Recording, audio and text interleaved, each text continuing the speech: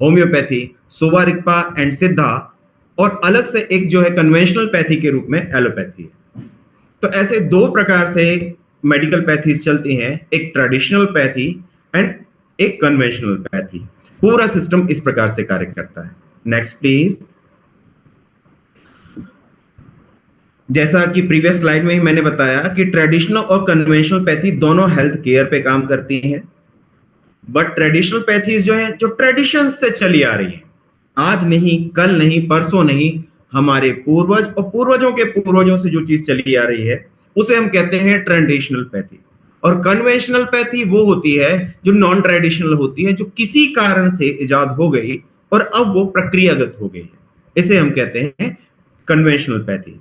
तो traditional pathy हमेशा traditions में जो चीजें चलती आती है, हम सभी जानते हैं कि वो अच्छी होती हैं। इनके बारे में आगे और हम एक्सप्लेन करते हुए बताएंगे। क्योंकि आज हम आयुर्वेदा के बारे में डिस्कस करने वाले हैं, इसलिए केवल और केवल आयुर्वेदा पे कंसंट्रेट करते हैं हम। अलग अलग स्टेट में आयुर्वेद अलग अलग तरीके से कार्य करता था। 1995 तक ISMNH के रूप में काम करता था आयुर्वेदा। देन 2003 नवंबर में आयुष डिपार्टमेंट की स्थापना हुई। तब से आयुष डिपार्टमेंट जो होता है, सारी की सारी ट्रेडिशनल पैथीज को रन करता है। Next please. आयुर्वेदा तो क्या है? आयुर्वेदा, इसको समझना बहुत इंपॉर्टेंस रखता है। आयुर्वेद कहता है हिता हितम सुखम दुखम आयुस्तस्य हिता हितम। वो जो हित आयु, अहित आयु, दुख आयु और सुख आयु, इनके हित और अहित के बारे में बताता है। ये जब हम पढ़ते हैं आयुर्वेद को, तो आयुर्वेद को पढ़ते समय ये हमें बताता है कि कौन सी चीज हमारे लिए हितकर है, कौन सी चीज हमारे लिए अहितकर है, किन चीजों को लेने से हमारे शरीर में सुख का वर्धन होता है और किन चीजों को लेने से या किन कार्यों को करने से हमारे शरीर में दुख का आगाज होता है। इन सभी को करने से शरीर को जिस प्रकार की आयु प्राप्त होती है, उससे हम कहते हैं आयुर्वेद। मतलब यदि आप दुख है, यदि आपका शरीर अहितकर चीजों का सेवन कर रहा है, उन चीजों को कंजम्पशन कर रहा है, तो उससे होगा क्या? उससे आप कभी खुश नहीं रह पाएंगे। क्यों? क्योंकि आपके शरीर में कोई ना कोई परेशानी होगी, और जब परेशानी होगी तब आप सुखी कैसे रह सकते हैं? इसलिए आप हमेशा दुखी होंगे। तो वो दुख कर आयु और सुख कर आयु, इन दोनों के बारे में बहुत अच्छे से बताता है। It deals with the good, bad, blissful and the sorrowful life. Now we will go on the next slide. Why Ayurveda? अब प्रश्न ये उठता है कि हम आयुर्वेदा के बारे में जाने तो जाने क्यों?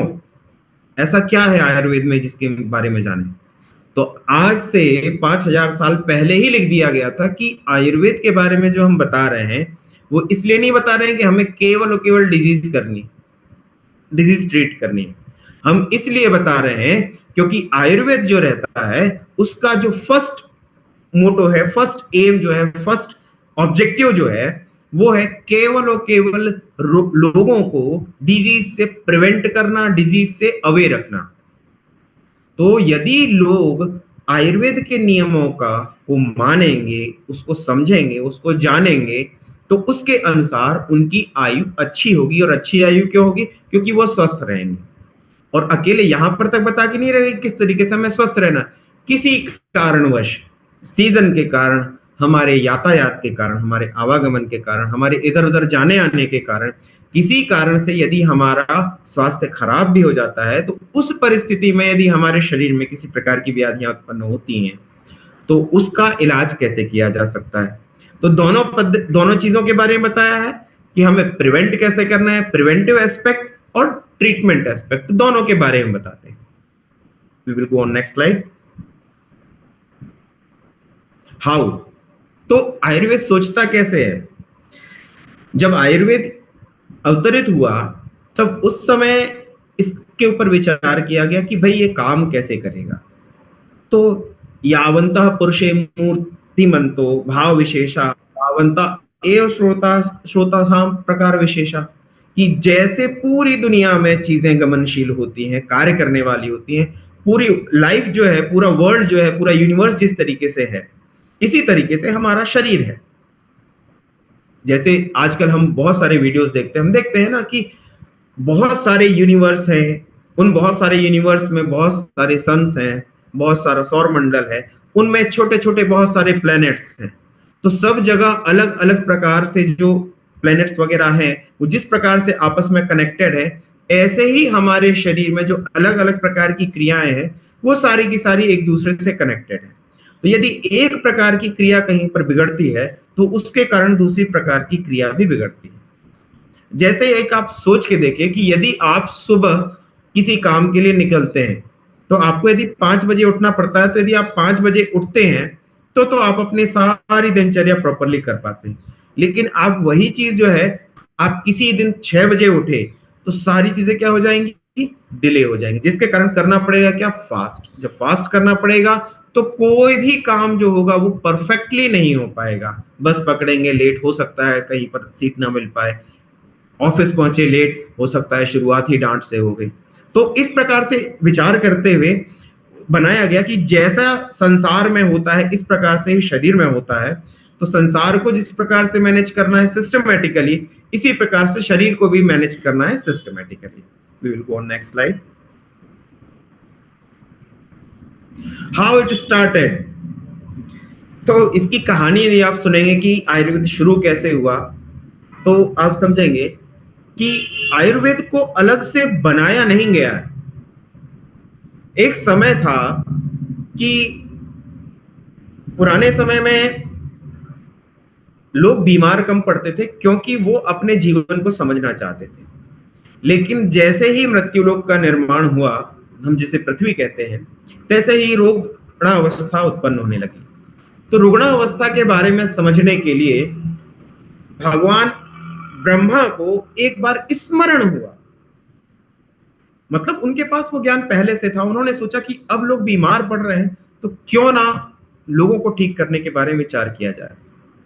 तो माउथ टू माउथ, ट्रेडिशनली शुरुआत में पहले माउथ टू माउथ कि ब्रह्मा जी ने बताया, फिर उनके बाद में दक्ष प्रजापति, उनके बाद में जो नीचे नीचे तक आए, जब तक संहिताएं नहीं लिखी गई थी तब तक तो ये माउथ टू माउथ पब्लिसिटी हुआ कि गुरु ने कहा, शिष्य ने सुना, शिष्य ने उसको समझा और समझ के अपने शिष्यों को, जब वह गुरु बना तब उसने अपने शिष्यों को सिखाया।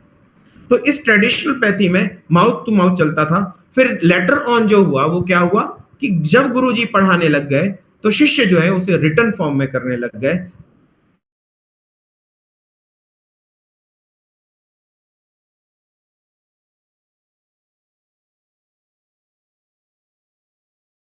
स्मृति थी वो उसका नाश होने लग गया, इसलिए फिर उसे रिटन फॉर्म में आएगा। We will go on next slide. तो हुआ क्या, ब्रह्मा जी, सबसे पहले ब्रह्मा जी को स्मरण हुआ। ब्रह्मा जी ने दक्ष प्रजापति, हमने सभी ने शंकर जी की कहानी सुनी है, उसमें जो दक्ष प्रजापति की बात कर रही है वही है। दक्ष प्रजापति ने ब्रह्मा जी से सीखा, ब्रह्मा जी से अश्विनी द्वय, अश्विनी द्वय को अभी आप भविष्य आगे के लिए ध्यान रखिएगा। अश्विनी द्वय ने दक्ष प्रजापति से आयुर्वेद का ज्ञान लिया। अश्विनी द्वय से इंद्र ने सीखा। इंद्र के पास में बहुत सारे ऋषियों का एक समूह गया जिनमें से 2 पंथ बने, एक भरद्वाज का पंथ और एक धन्वंतरी का पंथ। तो भरद्वाज का पंथ वह चिकित्सा वैशेषिक है और धन्वंतरी पंथ जो होता है वह होता है शल्य वैशेषिक यानी सर्जरी वैशेषिक।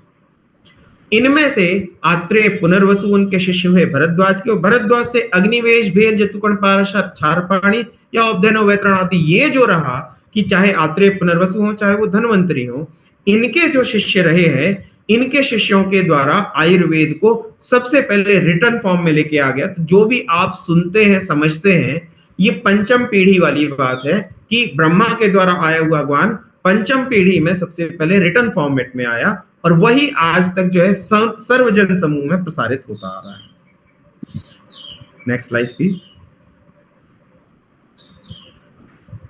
तो प्रकृति और शरीर, इनमें इनका धारण करना, इनके अंदर जो ज्वलन है यानी अग्नि को बताना, नक्षत्र यानी गमनशीलता के बारे में चर्चा करना, संतान गति यानी किस प्रकार से पुनरुत्थान होना है शरीर का, कहा जाए पिता से बच्चों, बच्चों से उनके बच्चे आदि होना है, सृष्टि मेघा नाम यानी शरीर का निर्माण और गमन कैसे होना है, इनके बारे में सारी चीजें बताते हुए कि प्राकृतिक रूप से और वैकृत रूप से ये कैसे काम करते हैं, यानी सिस्टमेटिकली सही सही चलते हुए और गलत तरीके से काम कैसे करते हैं, इन सब के बारे में चर्चा करते हुए पूरा का पूरा आयुर्वेद तंत्र के बारे में लिखा गया। Next slide please. अब जब आयुर्वेद तंत्र लिखा गया तो शरीर का निर्माण जिन चीजों से हुआ है उनके बिना तो आयुर्वेद की चर्चा की नहीं जा सकती है। तो शरीर का निर्माण हुआ है पंच महाभूतों से। हम सब जानते हैं कि आकाश, वायु, अग्नि, पानी और मिट्टी, इन 5 चीजों से शरीर का निर्माण हुआ है। और चूंकि यही 5 चीजें जो है वह संपूर्ण ब्रह्मांड में है, इस कारण से हमारे देह के अंदर, हमारे शरीर के अंदर भी यही 5 चीजें हैं जिनके द्वारा शरीर चलता है।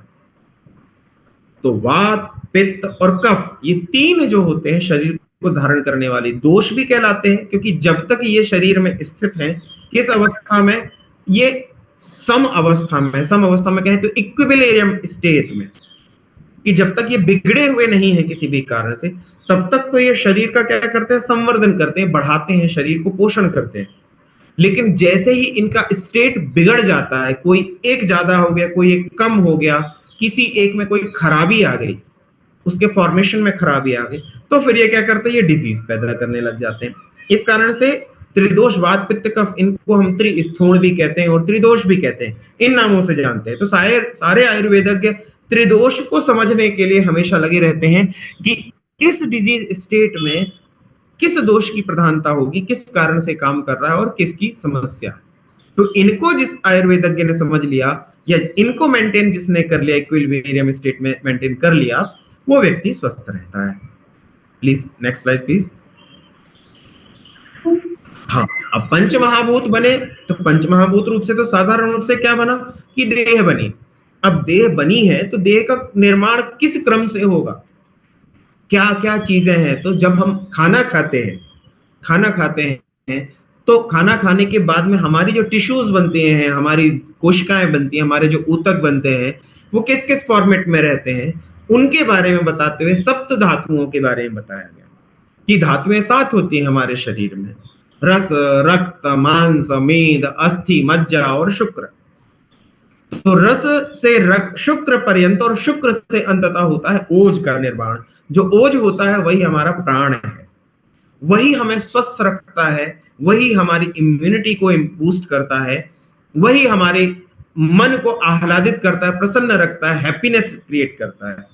तो जब भी हम खुश हैं, इट मीन्स हमारे शरीर में ओज अच्छा है। जब भी हम अच्छे दिख रहे हैं, मतलब हमारे शरीर का ओज अच्छा है। जब भी हमें किसी प्रकार का रोग नहीं हो रहा है, मतलब हमारे शरीर का ओज अच्छा है। और ओज अच्छा कब होगा, जब ये सप्त धातुएं अच्छे से निर्मित होंगी, रस अच्छे से निर्मित होगा, रक्त अच्छे से निर्मित होगा, मांस। क्योंकि कहा गया है कि ओज का निर्माण ऐसे नहीं होता है कि सिस्टमेटिकली एक से दो, की जैसे कोई भी चीज ली उससे बन गया। इसके निर्माण के लिए बताया गया है कि जैसे गाय से निकलता है दूध, दूध से बनता है दही, दही से निकलता है मक्खन, मक्खन जब पचता है तो उससे बनता है घी। तो ये धातुएं जो है, रस, रक्त, मांस, मेद, अस्थि, मज्जा, शुक्र, इनके अंदर का जो घी होता है वही बिल्कुल सूक्ष्म, कैसा, 5 लीटर दूध लिया, 5 लीटर दूध में से कितना घी निकलेगा, 5 लीटर दूध में से निकलेगा 250 ग्राम घी। इसी प्रकार बहुत सारी जो धातुएं हैं उनसे अत्यंत सूक्ष्म मात्रा में ओज का निर्माण होता है, जो हमारे शरीर के रक्षा के लिए और हमारे शरीर को बूस्ट बनाए रखने के लिए हमेशा काम करता है। Next slide please. और इन सभी चीजों को मेंटेन करने के लिए बन गया शरीर का निर्माण किन पंचमहाभूतों से बना है। उसके बाद में हमने जो आहार लिया, आहार से धातुओं का निर्माण हुआ। अब धातुओं का निर्माण तो हो गया, लेकिन धातुओं के निर्माण के साथ साथ उन चीजों को मेंटेन प्रॉपर तरीके से कैसे करना है। हम ये सोचते हैं कि खाया और वो बन गया पूरा का पूरा, लेकिन नहीं, आहार जो लिया है उसको खाने के भी नियम हैं, स्लीप फूड के नियम हैं। इनको त्रिउपस्तंभ कहा जाता है कि 3 प्रकार के उपस्तंभ, क्या क्या, आहार, निद्रा और ब्रह्मचर्य। तो आहार हमें कैसे खाना चाहिए, क्या खाना चाहिए, किन चीजों को खाने से हमें परेशानी हो सकती है, किन चीजों को खाने से हम स्वस्थ रह सकते हैं, किन चीजों को किन के साथ में नहीं खाना चाहिए, किन चीजों को किन के साथ में खाना चाहिए, किस प्रकार से खाना चाहिए, ये सारी की सारी प्रक्रियाएं हमारे आहार के अंतर्गत बताती हैं। अब आहार अकेले चलो नियम का पालन कर लिया, लेकिन यदि कभी सोए नहीं या ज्यादा मात्रा में सो लिए या कम मात्रा में सो लिए या जिस समय नहीं सोना था उस समय भी सो लिए, उससे भी हम क्या हो सकते हैं, डिजीज्ड हो सकते हैं। तीसरा ब्रह्मचर्य, ग्राम्य धर्म प्रवृत्त सांसारिक जीवन है, हम संतति उत्पत्ति के लिए गमनशील होते हैं, ज्ञान के लिए गमनशील होते हैं। यदि हम इन प्रक्रियाओं में कहीं पर भी कोई भी गलती कर रहे हैं, जो नियम बताए हुए कि कब हमें ग्राम्य धर्म में प्रवृत्त होना चाहिए, कब नहीं होना चाहिए, यदि हम उनका ध्यान नहीं रखते हैं तो होता क्या है, हम बीमार पड़ते हैं, हमारा शरीर अच्छे से नहीं रह पाता है, और जब शरीर अच्छे से नहीं होता है तो फिर वही बात, हम डिजीज हो जाते हैं, बीमार हो जाते हैं। और उसी बीमारी से बचने के लिए हमें त्रिदोष, सप्त धातुएं, पंच महाभूत और त्रिउपस्तंभ, इन आदि का विचार करते हुए ही रहना चाहिए, ऐसा बताया हुआ। आगे प्लीज। आहार लिया, निद्रा भी अच्छे से ली, ग्राम्य धर्म का परिपालन भी कर लिया, लेकिन जो आहार लिया है उसको नहीं पचा पाए। कहा पंच महाभूतों से बना है शरीर, सप्त धात्वाग्नियों से बना है शरीर, और ये जो 7 और 5 प्रकार की जो अग्नियां हैं, इनके लिए पोटेंसी, इनको पावर देने वाली जो होती है वो होती है जाठराग्नि। जाठराग्नि क्या है? जाठराग्नि वह अग्नि है, जैसे ही आपने खाना लिया उसको जो प्रारंभिक रूप से पचाएगी वह कहलाएगी क्या? जाठराग्नि, जिसके कारण हमें भूख लगती है और जिसके कारण हमारा खाना पचता है, क्योंकि खाना पचेगा तो ही पंच भौतिक अग्नियों को सपोर्ट मिल पाएगा, वो पंच भौतिक अग्नियां उस खाने पे काम कर पाएंगी जो अच्छे से पचा होगा प्रारंभिक रूप से। और पंच महाभूत अग्नियों के द्वारा सप्त धातुओं का निर्माण ही तभी हो पाएगा जब ये सप्त धातु अग्नियां भी बल ले रही हैं, किससे? जाठराग्नि। मतलब खाना पचाने की क्षमता यदि हमारी अच्छी है तो हमारे पंच महाभूत भी मेंटेन रहेंगे और हमारे 7 धातुएं जिससे शरीर का निर्माण हो रहा है वो भी अच्छे से मेंटेन रहेंगी। तो हमारी आहार की शक्ति को प्रॉपर बनाना, आहार को पचाने की क्षमता को अच्छे से बनाने के लिए हमें जाठराग्नि को हमेशा मजबूत बना के रखना पड़ता है। आगे प्लीज। अब हमारे आचार्य जो हैं अकेले यहां पर तक बता के नहीं रह गए, उन्होंने ये भी बताया कि जो आयुर्वेद है, आयुर्वेद जैसा शरीर हमारा है ऐसा ही पशुओं का शरीर है, ऐसा ही शरीर किनका है? वृक्षों का है, ऐसा ही प्रकृति का शरीर है। तो अभी आपने 2 साल 3 साल पहले 2019 में एक व्याधि, डिजीज के बारे में सुना था जिसका नाम है क्या? कोविड-19। एक वायरस जिसके अनुकूल परिस्थितियां मिली और उस वायरस ने पूरे के पूरे विश्व को अपने दबाव में ले लिया, जकड़ के रख लिया। कोई भी व्यक्ति स्वस्थ नहीं रहा। कौन? किनको छोड़ के? जिनकी इम्यूनिटी अच्छी थी, जिनकी पाचन क्षमता अच्छी थी, जो अपने लंग्स को अच्छा रख पाते थे, जो डिजीज वायरस के अगेंस्ट अपनी बॉडी को चार्ज कर पाए थे। कहते हैं कि 100% पॉपुलेशन उससे इन्फेक्टेड हुई है, 100% इन्फेक्टेड हुई है, इसमें कोई गलत बात नहीं है, 100% इन्फेक्टेड तो हुई है, लेकिन कितने लोग ऐसे हुए जिनको हॉस्पिटल जाने की जरूरत पड़ी? कितने लोग ऐसे रहे जिनको किसी ना किसी प्रकार के स्पेसिफिक मेडिसिन की आवश्यकता पड़ी?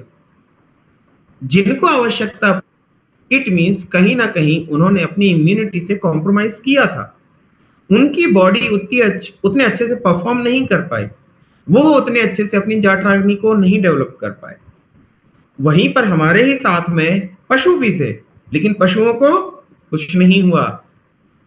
ट्रीज भी थे, ट्रीज में भी कोई भी ऐसी चीज नहीं देखी, लेकिन केवल एक वायरस ने हम इंसानों को जकड़ के रख लिया कि भाई हमारा जीवन जीना बड़ा कठिन हो गया। तो आयुर्वेदा सिखाता यही है कि जैसे प्रकृति है वैसे ही हम हैं, इसलिए स्वयं को प्रकृति बनाइए। और प्रकृति कब बनेगा? प्रकृति तब बनेगी जब हम प्रकृति की चीजों का ही ग्रहण करेंगे और शरीर को प्रकृति के ही समरूप रखेंगे। आयुर्वेद बस इतना कहता है कि हम प्रकृति से बने हैं और प्रकृति ही हमारा संरक्षण करती है। तो प्राकृतिक चीजों को यदि हम लेते हैं, ट्रेडिशनल चीजों को हम लेते हैं, तो हमारा शरीर हमेशा स्वस्थ बना रहेगा। तो आहार, निद्रा, ब्रह्मचर्य, पंच महाभूत, ये देखिए ये पुराने ग्रंथों से ली हो वृक्ष आयुर्वेद का एक चित्र है, जहां पर ऋषि मुनि आपस में चर्चा कर रहे हैं कि वृक्षों में क्या क्या समस्याएं हो सकती हैं और उन वृक्षों से हम रोग को कैसे ठीक कर सकते हैं, इनके बारे में चर्चा करते जा रहे हैं। सूरज के बारे में, चंद्रमा के बारे में, तारा दिखा के वहां नक्षत्रों के बारे में चर्चा की हुई है। पीछे औषधियां आप देख रहे हैं, ये बता रहे हैं कि नक्षत्रों के आधार पर, सूर्य चंद्रमा की गति के आधार पर, और ये देखिए यहां पर जो बीच में देख रहे हैं, ये प्रकृति एवं पुरुष, आत्मा और शरीर, इनके सम्मिलन को बता रहा है कि इनका आवागमन बना रहना है, लेकिन इसका संरक्षण किसके द्वारा होना है? इसका संरक्षण होना है प्रकृति के द्वारा। Next slide please. तो कैसे करेंगे? दिनचर्या, ऋतुचर्या और सदव्रतता। दिनचर्या बताती है हमें कि सुबह से उठने के बाद में रात में सोने तक हमें किस प्रकार से क्या क्या चीजें करनी चाहिए, कि सुबह कब उठें, कब ब्रश करें, किस प्रकार से ब्रश करें, कब खाना खाएं, कब नहीं खाएं, यदि रात में सोए हैं तो क्या करें, रात में नहीं सोए हैं तब क्या करें, दिन में सो लिए तो क्या करें। इन सब के बारे में जो दिन की चर्या के बारे में बताता है, वो बताता है क्या? दिनचर्या। ऋतुचर्या, नॉर्मली हम सुनते हैं क्या? 4 सीजन्स या 3 सीजन्स, बरसात, गर्मी और ठंड, लेकिन ऐसा नहीं है। There are 6 seasons there. 6 प्रकार की ऋतुएं बताई हुई हैं। शिशिर, बसंत, ग्रीष्म, वर्षा, शरद और हेमंत। तो उन 6 ऋतुओं के मतलब हर 2 महीने में हमें उठने, बैठने, खाने पीने का तरीका किस प्रकार से बदलना चाहिए, तो सबके बारे में बताया। सदव्रत, कि हमारे दिन के नियम कैसे होने चाहिए, कि मीठा बोले, मधुर बोले, अच्छा बोले, लोगों से बुरा बर्ताव नहीं करें, अतिथियों का स्वागत करें, हमारी घर के बाहर से कौन भूखा ना जाए। ये सारे के सारे कर्मों के बारे में, कि जीवन के बारे में सारी चीजें बताई हैं। आयुर्वेद चिकित्सा सिद्धांत, फिर बताया कि आयुर्वेद का चिकित्सा सिद्धांत, अभी तक तो बताया क्या प्रिवेंटिव एस्पेक्ट, फिर चिकित्सा के बारे में बताते हैं। तो चिकित्सा के बारे में बताते हुए कहते हैं कि दैव व्यापाश्रय, देवताओं से पूजा कीजिए, लेकिन देवताओं से हर कोई समय नहीं है कि केवल देवताओं की पूजा कर पाए, तो फिर क्या करते हैं? युक्ति व्यापाश्रय। तो 2 तरीके की चीजें, निदान परिवर्जन। निदान परिवर्जन क्या कहलाता है? कि जिनके कारण डिजीज हो रही है उनको छोड़िए, उनसे बच के रहिए और उनसे प्रिवेंशन कीजिए खुद का। दूसरा क्या रहता है? संशोधन।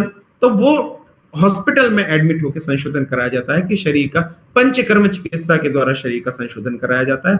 और संशमन, संशमन यानी चिकित्सा है सीधे सीधे, कि कभी भी आप किसी आयुर्वेदिक प्रैक्टिशनर के पास में जाते हैं तो वो जो मेडिसिन आपको देता है वो संशमन चिकित्सा। और सत्वावजय, सत्व, जब तक आपका मन स्ट्रांग नहीं होगा तब तक आप कुछ नहीं कर पाएंगे, तो आपको संकल्प लेना पड़ता है कि मुझे ये करना है।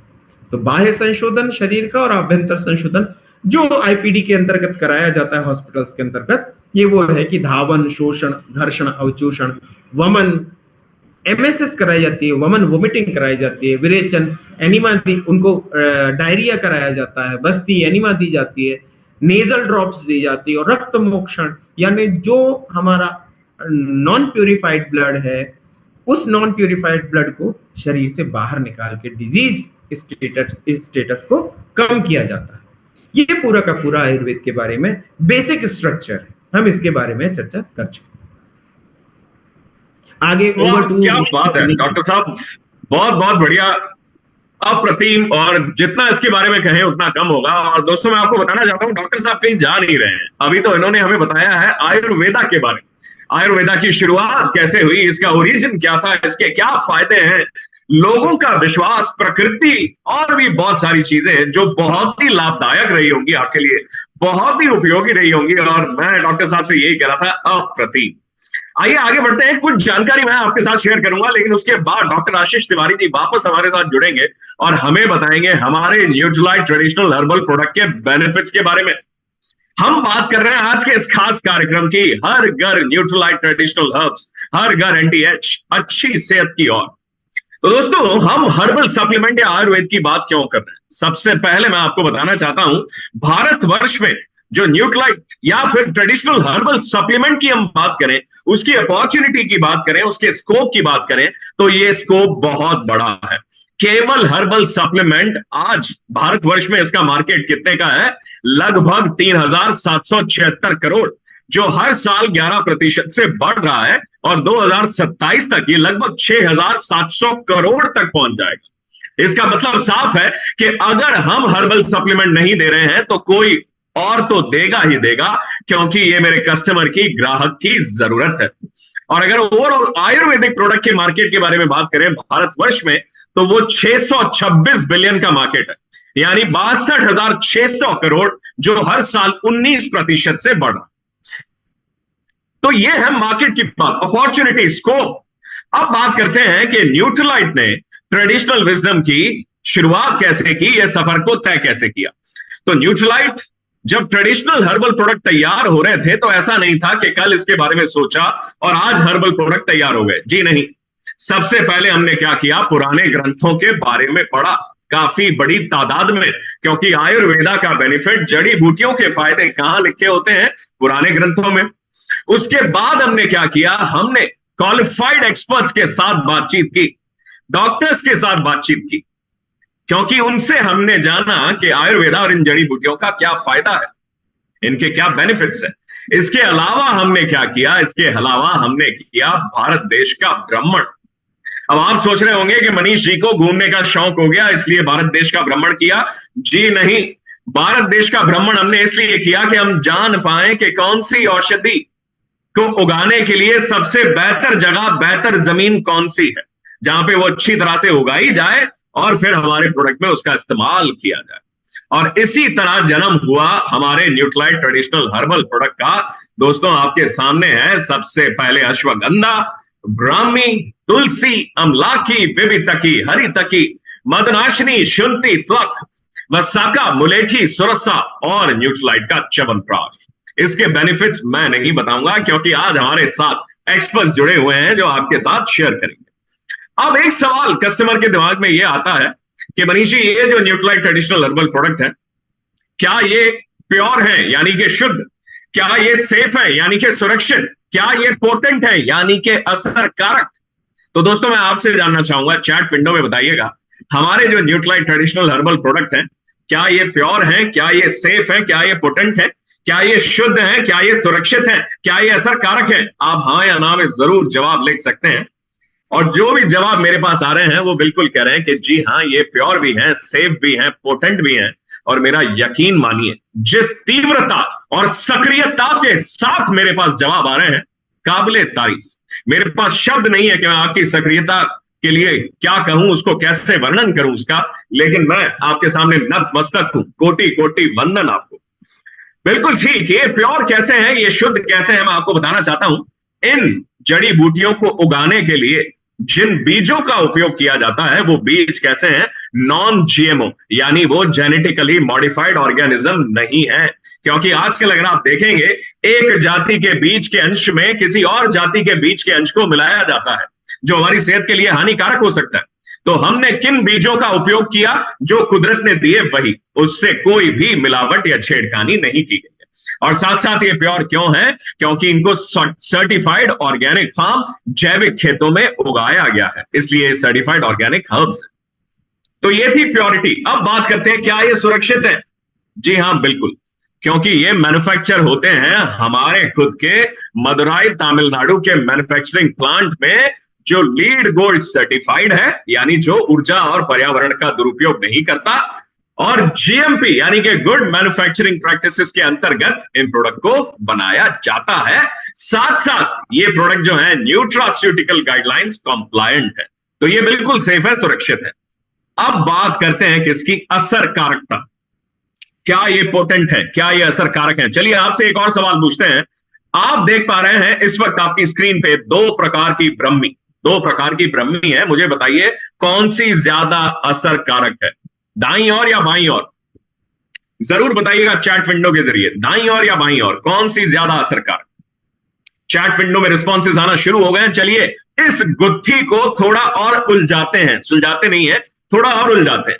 यह है तुलसी, 5 प्रकार की। हालांकि तुलसी तो काफी प्रकार की होती है पूरे विश्व में, लेकिन आपके सामने 5 प्रकार की है। आपको कोई श्याम तुलसी भी दिखेगी तो कोई राम तुलसी भी दिखेगी, उसके अलावा भी दिखेगी। मुझे बताइएगा कौन सी तुलसी आपके हिसाब से ज्यादा असरकारक है? जी, लेफ्ट साइड, राइट साइड, ऊपर, नीचे या बीच में?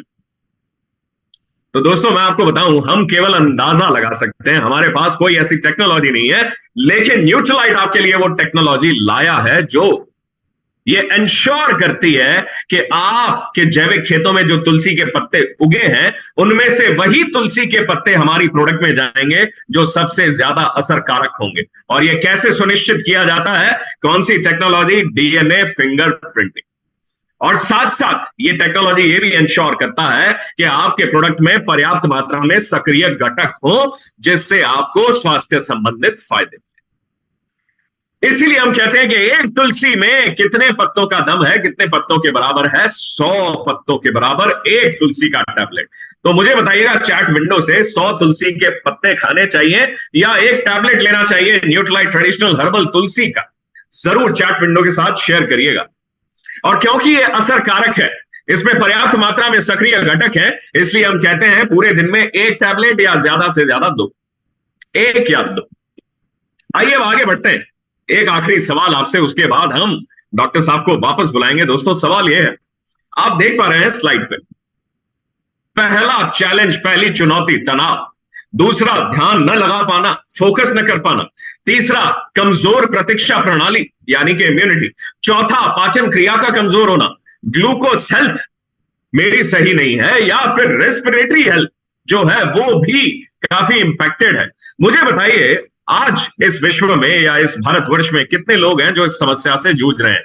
तनाव का ज्यादा होना या फोकस न कर पाना या इम्यूनिटी कमजोर होना, क्या लगता है आपको ऐसे कितने लोग होंगे जो इन समस्याओं से जूझ रहे हैं? बिल्कुल पूनम जी, चेतन जी बिल्कुल ठीक कह रहे हैं, ज्यादातर लोग इससे जूझ रहे हैं। तो दोस्तों अब मैं फिर से एक बार डॉक्टर आशीष तिवारी को यहां पे आमंत्रित करना चाहूंगा आपकी जोरदार तालियों के बीच, और हम उनसे जानेंगे, उनसे पूछेंगे कि हमारे जो न्यूट्रलाइट ट्रेडिशनल हर्बल प्रोडक्ट है वो कैसे इन चुनौतियों से सामना करने में हमारी मदद कर सकते हैं और कैसे इनको मैनेज करने में हमारी मदद कर सकते हैं। डॉक्टर साहब वो चाहिए। जी हाँ मनीष जी, आपने बिल्कुल सही कहा। मेडिसिन ऐसा नहीं है कि कहीं पर से भी कोई भी मेडिसिन उठा ली जाए वो इफेक्टिव होगी। जब तक जो मेडिसिन काम करने वाली है, जब तक वह सही जगह से नहीं चुन के ले आई जाती है, जब तक उसकी पहचान सही रूप से नहीं होती है, वो अच्छा इफेक्ट नहीं दिखा पाती है। हम सभी आयुर्वेद चिकित्सक इस चीज का विशेष ध्यान रखते हैं कि हम केवल और केवल उन्हीं लोगों, उन्हीं मेडिसिन पे या उन्हीं औषधियों पे या उन्हीं आहार की चीजों पे पेशेंट्स को कंसंट्रेट करने के लिए करते हैं, या उन्हीं कंपनीज के बारे में हम चर्चा करते हैं जो प्योर और ओरिजिनल चीज को या सटीक चीजों को ही यूज करते हैं। इसके अलावा हम किसी को सपोर्ट नहीं करते हैं। आज हम चर्चा करते हैं कुछ औषधियां, कुछ हमारी ड्रग्स के बारे में, न्यूट्रलाइट्स के बारे में, जो कि हमारे शरीर को सपोर्ट करती है। अश्वगंधा, कहीं भर किसी के पास में भी आप जाइएगा, यदि वो जैसे ही एजिंग होने लग जाती है तो हम बात किसके लिए करते हैं? अश्वगंधा की बात करते हैं। ये वाइटलिटी को सपोर्ट करती है। वाइटलिटी है क्या? वाइटलिटी है जीवंतता, ओज को बढ़ाने की क्षमता, स्ट्रेस। हम स्ट्रेसफुल रहते क्यों हैं? क्योंकि हम काम कर रहे हैं। काम कर रहे हैं तो हमारी नर्व्स को न्यूट्रिशन चाहिए है। न्यूट्रिशन मिलेगा कब? जब प्रॉपर चैनलाइजेशन नहीं होता है तो न्यूट्रिशन नहीं मिल पाता है। इसलिए हम पेशेंट्स को भी रेफर करते हैं अश्वगंधा के बारे में कि आप अश्वगंधा लीजिए। अश्वगंधा से आपकी मसल्स को टोन मिलेगी, आपके नर्व्स को सपोर्ट मिलेगा। इन दोनों चीजों से होता क्या है? जैसे ही नर्वस सिस्टम को सपोर्ट मिलता है, जैसे ही मसल्स को सपोर्ट मिलता है, हमारी बॉडी जो होती है वाइटलाइज हो जाती है, उसका चैनल जो होता है बिल्कुल अच्छा हो जाता है। तो नींद आने की समस्या जो होती है उसमें भी सपोर्ट करता है। याददाश्त की जो समस्या रहती है उसमें भी बहुत कुछ हद तक सपोर्ट करता है। कुछ लोगों को बार बार चक्कर आते हैं, उसमें भी कई बार हम अश्वगंधा का उपयोग करते हैं। जो बच्चे बिल्कुल दुबले पतले होते हैं, 14-15 साल के हो गए हैं, लेकिन अभी भी उनकी मसल बिल्ड अच्छे से नहीं हो पा रही है, उस कंडीशंस में भी हम अश्वगंधा का उपयोग करते हैं। एज ज्यादा हुई, फीमेल्स में 35 के बाद में, मैक्सिमम 40 के बाद में, 45 के बाद में, जैसे ही ईस्ट्रोजन लेवल उनका कम हो जाता है, होता क्या है, उन ईस्ट्रोजन लेवल कम होने की वजह से उनकी मसल बिल्ड प्रॉपर नहीं बन पाती है। तब उनकी वाइटलिटी को बढ़ाने के लिए, उनके स्ट्रेस को कम करने के लिए हम अश्वगंधा का उपयोग करते हैं। और एज के साथ में बॉडी जब प्रॉपरली काम नहीं कर पाती है, तब भी हम अश्वगंधा का उपयोग करते हैं। अश्वगंधा के अंदर विदेनोलाइट्स करके एक एक्टिव इंग्रेडिएंट होता है, जिसका विशेष रूप से उपयोग किया जाता है किसके लिए, इसके रूप में। हमारा शरीर बना और अच्छे से जब तक नहीं बना, तब तक वह शरीर को किसी भी तरीके से सेटल नहीं कर पाएगा। हमारे शरीर को सेटल बना के यदि रखना है, तो वहां पर हमें जरूरत पड़ती है अश्वगंधा की। Over to next. ब्राह्मी, बच्चे हैं, बुजुर्ग हैं, महिलाएं हैं, इतनी फास्ट लाइफ हो गई है हमारी कि हमें एक नहीं, दो नहीं, 25-25 चीजें याद रखनी पड़ती हैं। पैन नंबर, आधार नंबर, क्या नाम से, credit card number, debit card number, passwords, email passwords, इसके पासवर्ड, दुनिया भर के पासवर्ड्स में हम उलझे पड़े हैं हमारी दुनिया। क्यों?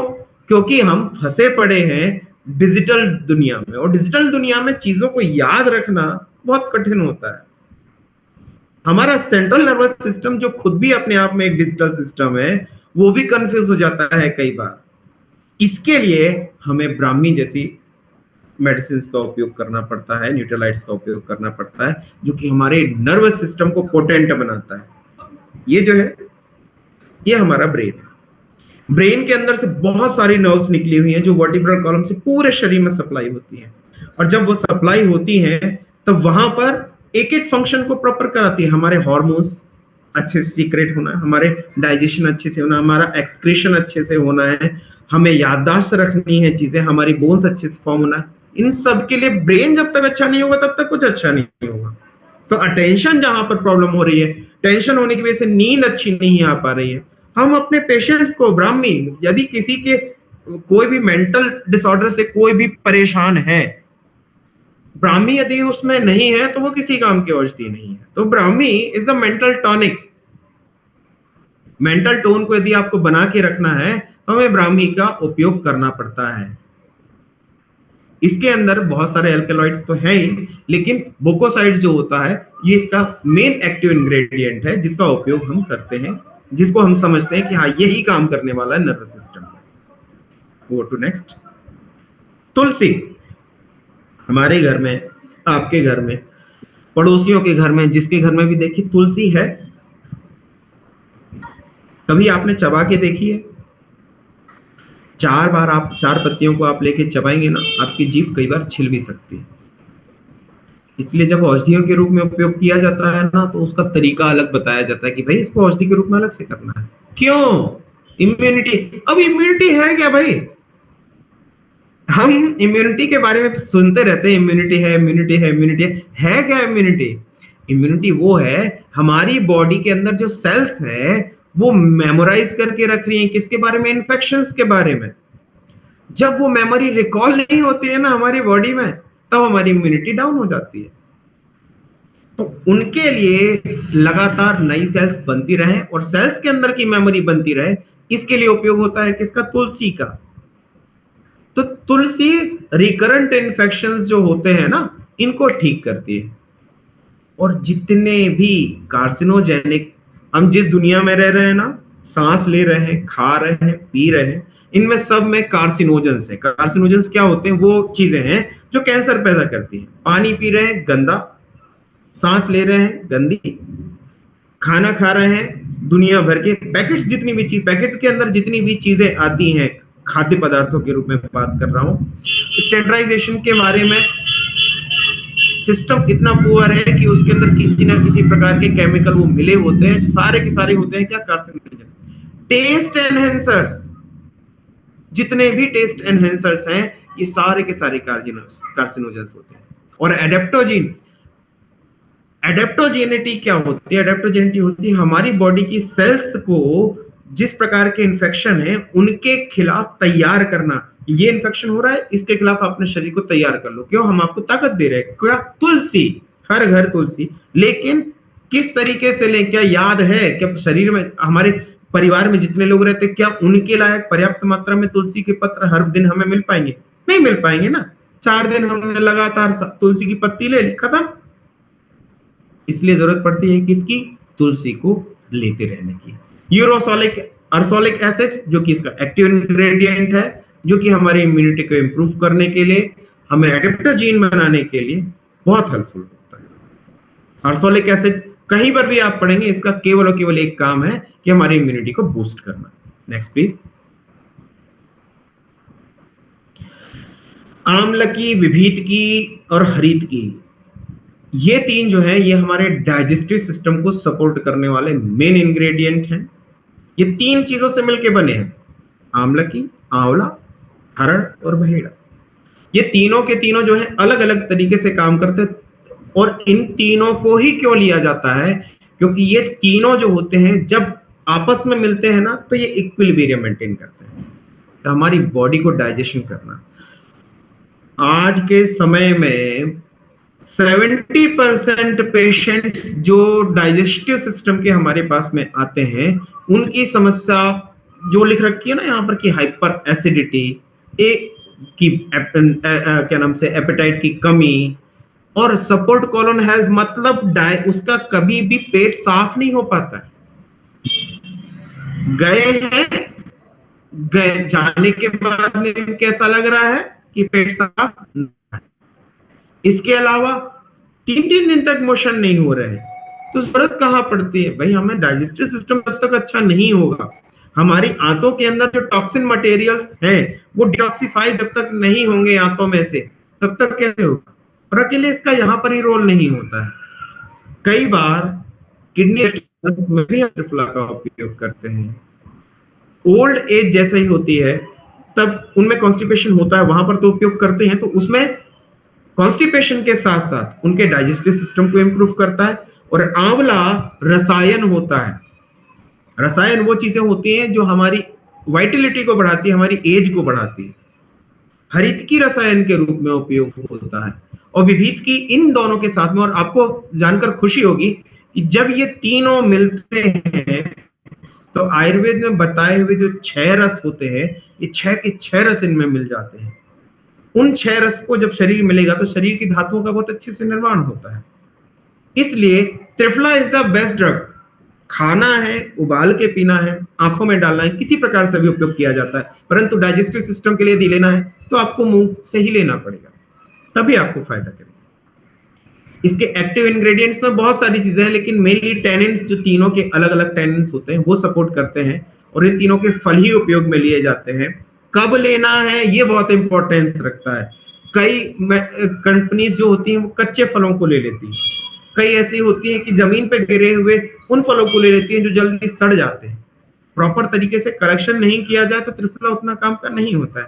इसलिए बहुत सारे परिवारों में ऐसा होता है कि त्रिफला जन्मों से खाते चले आ रहे हैं लेकिन पेट साफ नहीं हो पाता है। Next please.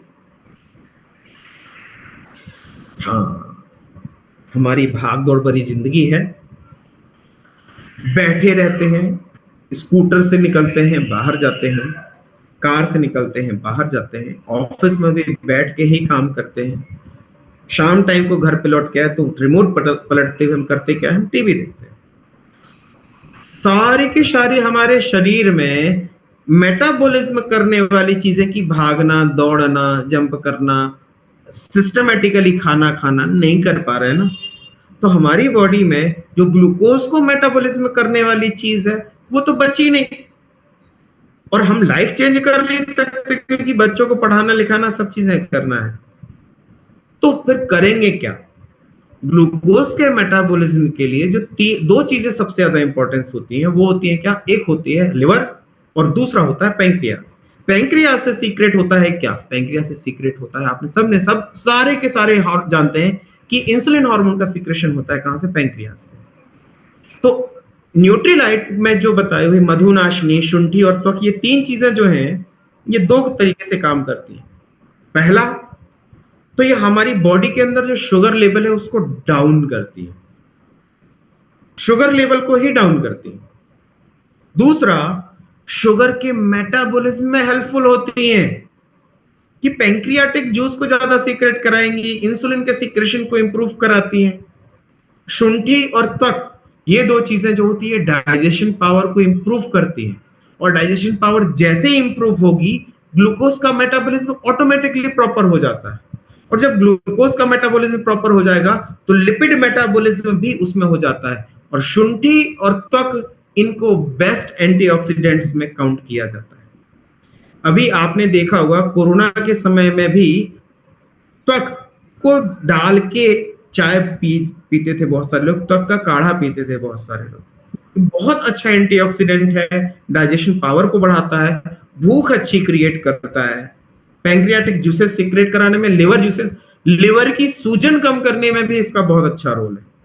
शुंठी जो लोग लेते हैं, शुंठी के कारण पाचन अच्छा होता है, पाचन अच्छा, इसके अलावा सूजन शरीर के अंदर यदि कहीं पर होती है तो कम होती है, और दर्द को भी ये कम करने वाला होता है।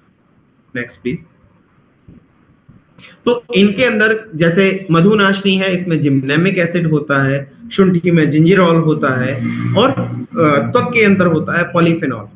ये तीनों के तीनों हमारे ब्लड के अंदर जाते हैं डाइजेस्ट होने के बाद में, और डाइजेस्ट होने के बाद में हमारे ब्लड ग्लूकोज लेवल को, क्योंकि ब्लड ग्लूकोज लेवल यदि ज्यादा होता है ना तो वो लिपिड के रूप में डिपॉजिट होता है, और लिपिड के रूप में यदि डिपॉजिट होगा तो फिर वही कोलेस्ट्रॉल बढ़ना, कोलेस्ट्रॉल जैसे ही बढ़ा हम किसकी ओर जाते हैं, हार्ट से रिलेटेड सारी प्रॉब्लम की ओर जाते हैं, किडनी से रिलेटेड प्रॉब्लम की ओर जाते हैं, फैटी लिवर की ओर जाते हैं।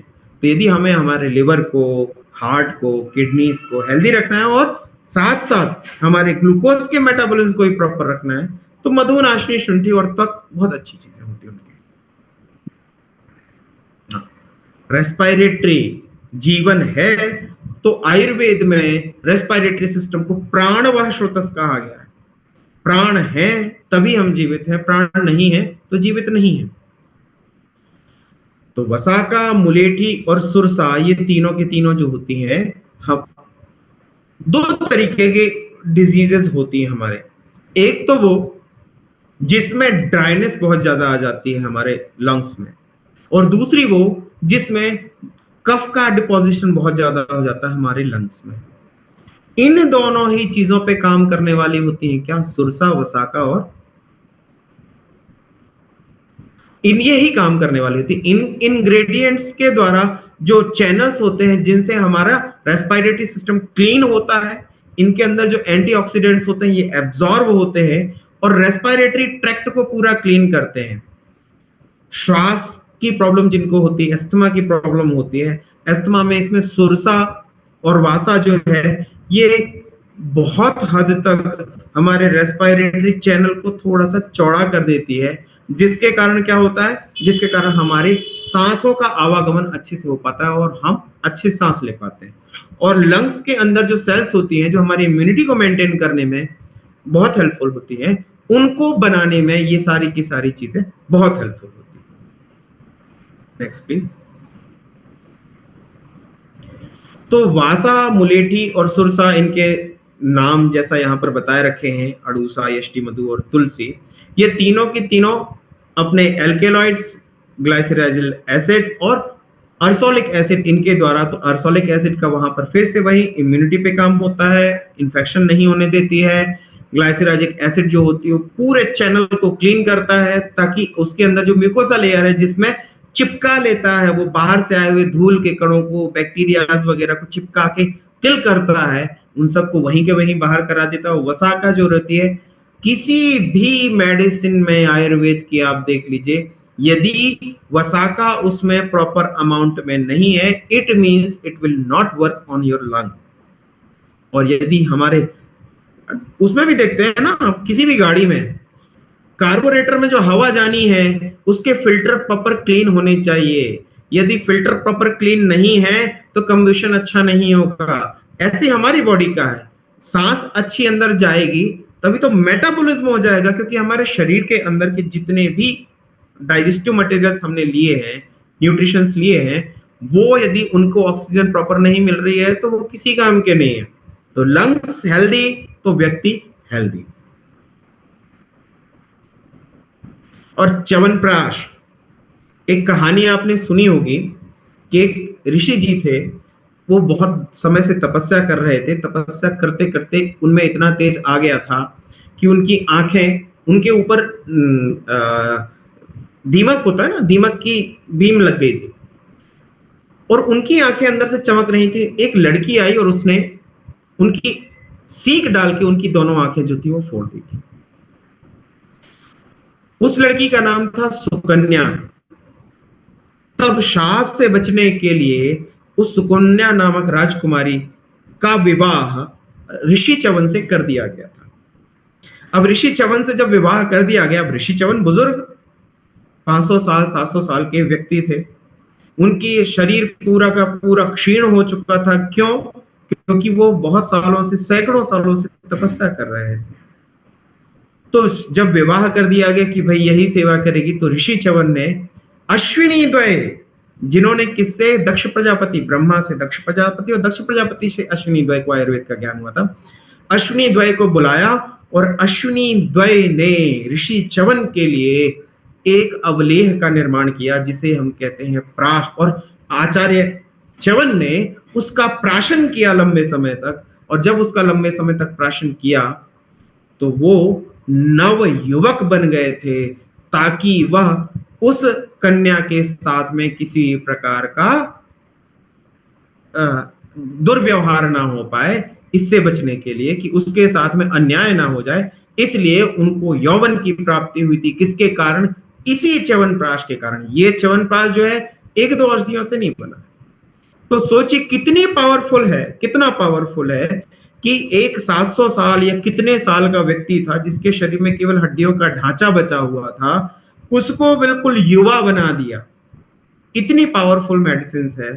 तो युवा बनाया, तो युवाओं में होता क्या है? युवा इम्यून होते हैं, छोटी मोटी बीमारियां उनके शरीर को नहीं लगती, वो दौड़ सकते हैं, भाग सकते हैं, सब काम कर सकते हैं, एनर्जी से भर होते हैं, उनको याददाश्त पावर अच्छी होती है, उनकी हेल्थ अच्छी होती है, वो अच्छी संतति की उत्पत्ति कर सकते हैं, वो अच्छा सपोर्ट कर सकते हैं, स्टेमिना अच्छा होता है, सारी की सारी चीजें जो होती हैं वो कर सकते हैं। तो इस प्रकार युवा बनाने की क्षमता रखने वाला जो होता है वो होता है क्या? च्यवनप्राश। ये बहुत सारी औषधियों से बना है जिनमें दशमूल एक होती है। आगे इंग्रेडिएंट आपको शायद बताएंगे मनीष जी। तो ये शरीर की, बॉडी की इम्यूनिटी को तो बढ़ाता ही है।